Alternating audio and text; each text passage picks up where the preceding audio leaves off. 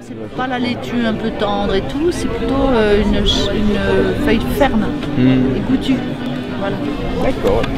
Donc ça, alors t'en mets dans un coin et puis après tu laisses faire. Voilà. Et après, Super. quand tu les connais, en plus, tu les vois revenir quoi, chaque année. Hein, À vrai dire, l'invention des semences, c'est l'invention de la civilisation.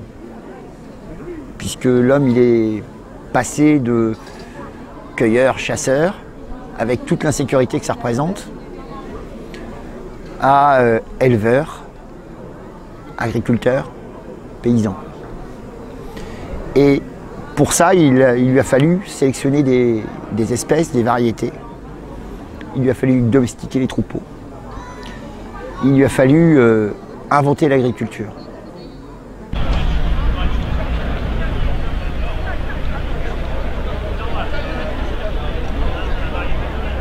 On sait par exemple qu'entre la graminée qui est devenue le blé et le blé qu'on cultive aujourd'hui, il s'est passé plusieurs centaines d'années de sélection. Il s'est passé plusieurs milliers d'années de diffusion. On est parti du croissant fertile. Et puis le blé a colonisé toute l'Europe occidentale, l'Afrique, l'Asie, et puis il s'est répandu partout dans le monde. Et le climat du croissant fertile, c'est pas celui qu'on a en Norvège, ou en Amérique, ou en Asie. Donc il a fallu au fur et à mesure acclimater toutes ces variétés. On a fait des croisements. Les croisements se sont faits naturellement. Et aujourd'hui, il y a des dizaines de milliers d'espèces de blé. Pour ne parler que du blé, bien sûr. C'est pris, voilà, il y a 5. Salut. Il y a 5 cagettes différentes parce qu'il y a 5 variétés de blé différentes. Ah oui. Vous voyez, il y a les 5 petits bols de farine là, où il y a les noms des variétés. Il y a de la Touzelle, du Trémy, du Ralais, du Rouge de Bordeaux et du Capot. Oui, c'est ça. On mélange avec du Prix Généraux. Et on a utilisé ces 5 variétés de blé différentes pour faire les pains. De façon séparée, pour pouvoir goûter après, voir les différences de couleurs, les différences de levée. Faut nous regarder comme il est parti celui-là. Etc. Le 1. Ouais. Donc vous pouvez déjà passer devant les 5 cajots pour goûter, pour voir les différences d'un à l'autre. Une espèce de blond café. Vous pouvez acheter en effet l'un ou l'autre.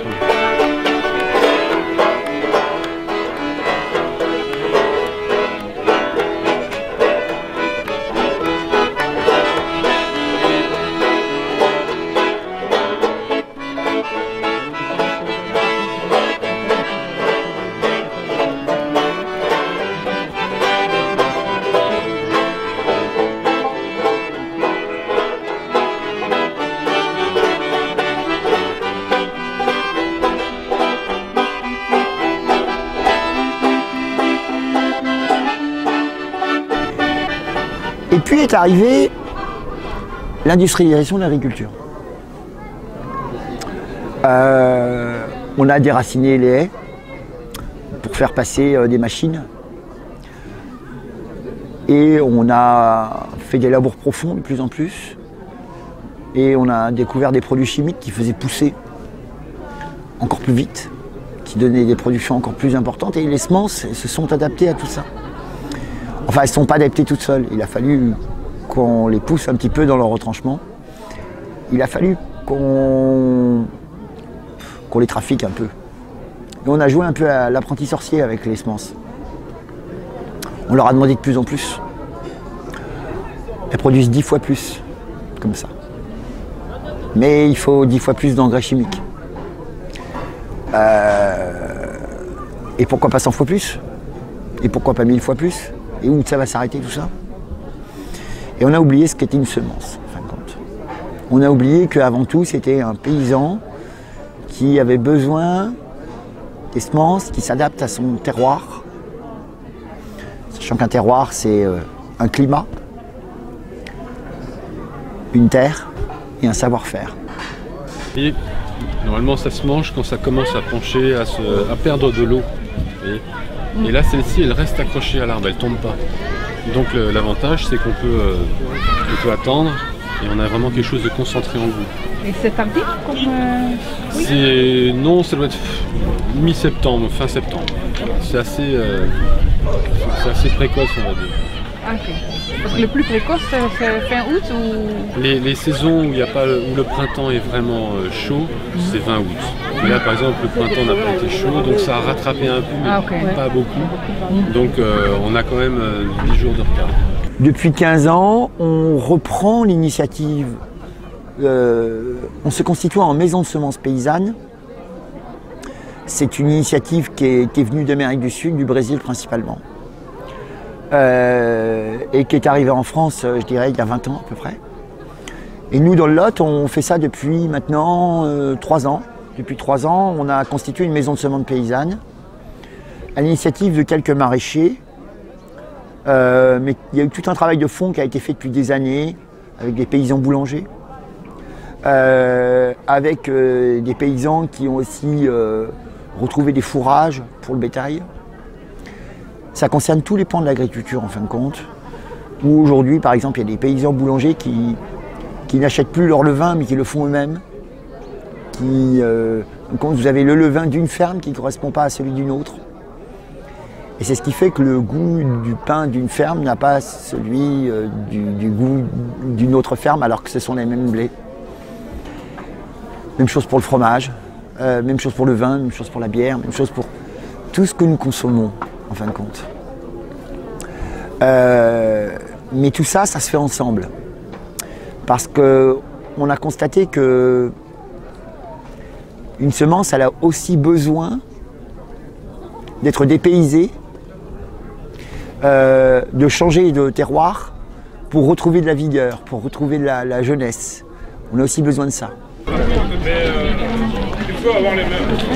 Après, il faut les faire assécher et sécher. Ah oui, C'est ça. ah oui. Voilà. Là, sinon, ça va pas. Là, ça sera sec dans 2-3 jours. Il avait fait beau, ça sèche ce soir. Ça sèche à l'air libre normalement. On les conditionne comment? Comment est-ce qu'on les conditionne? dans un sachet. Sachet papier de préférence. Dans un endroit sec.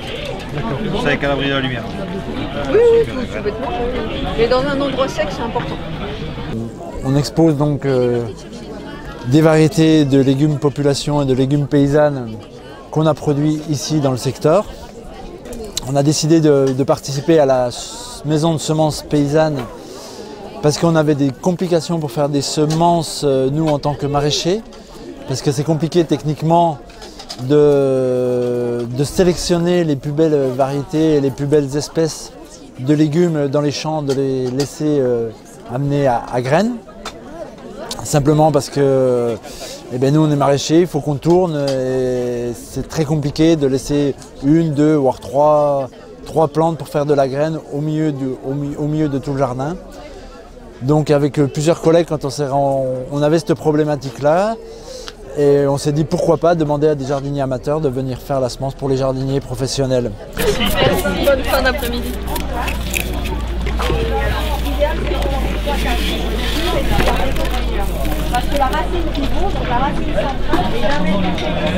Alors faire une semence, c'est pas compliqué, c'est même très simple. Chaque individu sur Terre arrive à faire une semence, il n'y a aucun problème. Maintenant, faire une semence de qualité, c'est déjà un peu plus technique, un peu plus compliqué, juste un peu plus compliqué. Donc effectivement, il faut, pour que nous, en tant que maraîchers professionnels, on accepte des semences, il faut qu'elles soient de qualité excellente. Des concombres, des tomates, des courges, des courgettes, toutes les plantes potagères sont là. Potimarron, voilà, des aromatiques. Des membres de l'association Oxygraine produisent de la graine pour la maison de la semence paysanne. Et voilà, c'est tout simple. Hein. La maison qui nous fournit, elle, donc déjà de la graine pour démarrer. Donc voilà, avec fiche technique et tout ce qu'il faut pour pouvoir les reproduire correctement. C'est chaque fois que je dirais qu'un éleveur, par exemple, est obligé d'acheter des semences de maïs, en fait, il va être un peu contraint et forcé d'acheter des hybrides. Et ça veut dire qu'en fait, il va payer cette semence fort chère, à 220, 230 € par exemple par hectare. Et souvent, en plus, bon, il n'aura pas le choix de trouver des variétés de maïs population.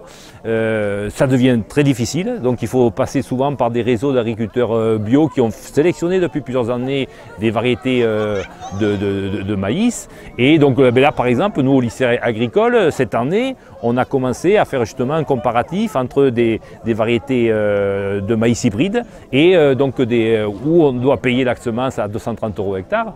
Et puis donc on se dit, et si on pouvait retrouver une autonomie, donc on essaie de retrouver des maïs population et on va mener cette expérimentation. Si on ne peut pas planter tout de suite parce qu'il fait trop froid, il faut changer le pot, mettre un pot un tout petit peu plus grand en remettant de la terre. Elles aiment bien être transplantées. Voilà. Eux, ça ne les dérange pas d'être transplantés à partir du moment où on n'abîme pas les racines. Il y a eu tout un travail qui a été fait. Un travail qui a été fait au niveau législatif, au niveau réglementaire, parce que ces mêmes maisons de semences s'étaient aussi appropriées les lois, avaient aussi écrit eux-mêmes les lois qui régissaient leur propre profession, en oubliant le droit des paysans et du citoyen, bien évidemment.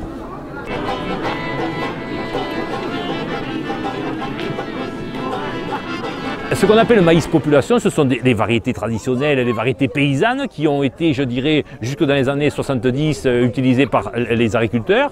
Et en fait, on a perdu ces variétés à partir du moment où, je dirais que les grands groupes de semences ont créé de par eux-mêmes ce qu'on appelle donc ces variétés hybrides qui sont supposées, c'est vrai, parfois arrivent à produire plus, mais on est obligé après, je dirais, d'avoir tout un cheminement d'intrants pour arriver à des forts rendements.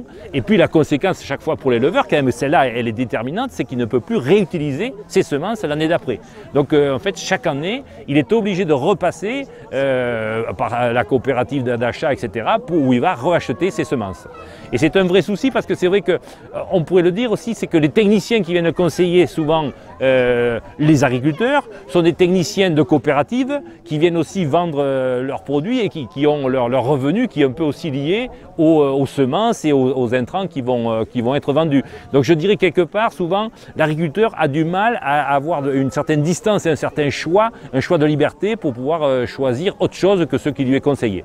Et je donne aussi un autre exemple, c'est par exemple pour les céréales, que ce soit l'orge, le blé, etc. Actuellement, on est obligé, je dirais, par les modes de sélection, on a eu des variétés qui sont de plus en plus sélectionnées pour produire beaucoup, mais qui ont perdu toute leur résistance aux maladies. Et donc en fait, sur son chemin de culture, je dirais, l'agriculteur est obligé, pour des semences, de remettre plus de fongicides, plus d'insecticides aussi. Et finalement, donc là aussi, ce sont des charges qui fait que en fait, c'est plus élevé à l'hectare. Et c'est un système où finalement l'agriculteur est un peu pris, il n'a pas grande liberté. Non, c'est surtout qu'elles ont le noyau adhérent. Elles sont plus, c'est les dernières. Ça, c'est la paville avec le noyau adhérent. Donc là, on commence à approcher l'autonomie alimentaire d'une région. On commence à l'approcher. On va s'en approcher de plus en plus jusqu'à ce qu'on soit, on l'espère, dans quelques années complètement autonome en semences. C'est notre projet en maison de semences paysannes. C'est un défi. C'est un défi qu'on n'est pas sûr de relever, mais qu'on va essayer de relever. Tout le monde nous dit que c'est pas possible. Et vu qu'on nous dit que c'est pas possible, ben nous on va essayer de le faire.